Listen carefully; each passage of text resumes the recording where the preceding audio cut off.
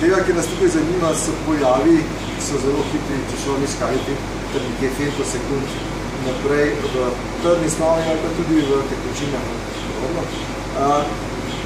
V tem laboratoriju vidimo cel kup teh laserjev, ki so laserski izvori, imajo ta namen, da nam dajo samo pravzaprav en namen, to je, da nam dajo kratke laserske sunke.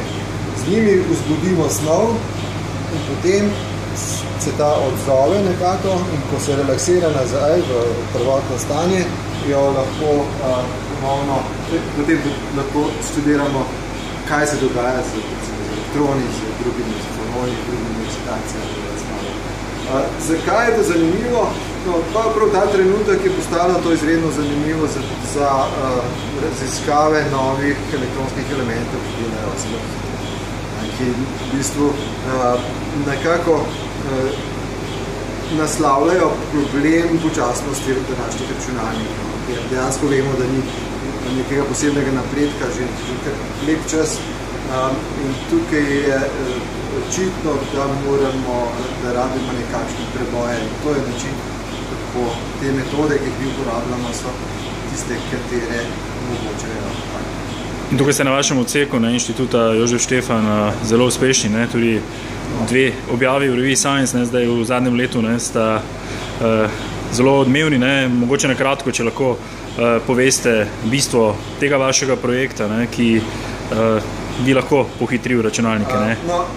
To je bistvo projekta, ki pravzaprav izhaja iz nekega evropskega ERC projekta, kjer raziskujemo fazne prehode v času. To pomeni, da vzbudimo neko snov, ki jo spravimo skozi nek fazni prehod in ta fazni prehod je lahko zelo hiter. To se pravi nekje v 10 ali 20 femtosekund.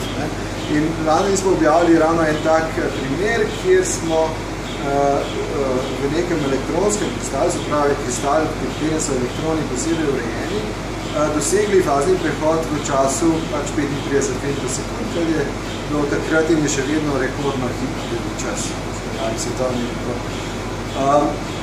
To delo smo nadaljevali naprej, zato ker se je skazalo, da je zanimivo in letos smo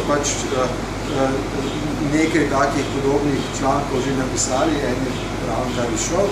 Gre za nadaljevanje razumevanja po eni strani, ko razumemo, lahko potem razvijamo tudi bolj uporabne naprave, recimo. No, trenutno je v recenziji v drugi reviji Nature en članek, ki kaže na popolnoma elektronsko preklapljanje, sprav ne lasersko, pa elektronsko preklapljanje, ki je pa ravno tako svetovni rekord v hitrosti. Torej, v tem primeru pa govorimo več o optičnem spominu, ampak o elektronskem spominu, ki je bolj podobno tistemu, ki ga zdaj uporabljamo. Je pa še vedno daleč od aplikacij.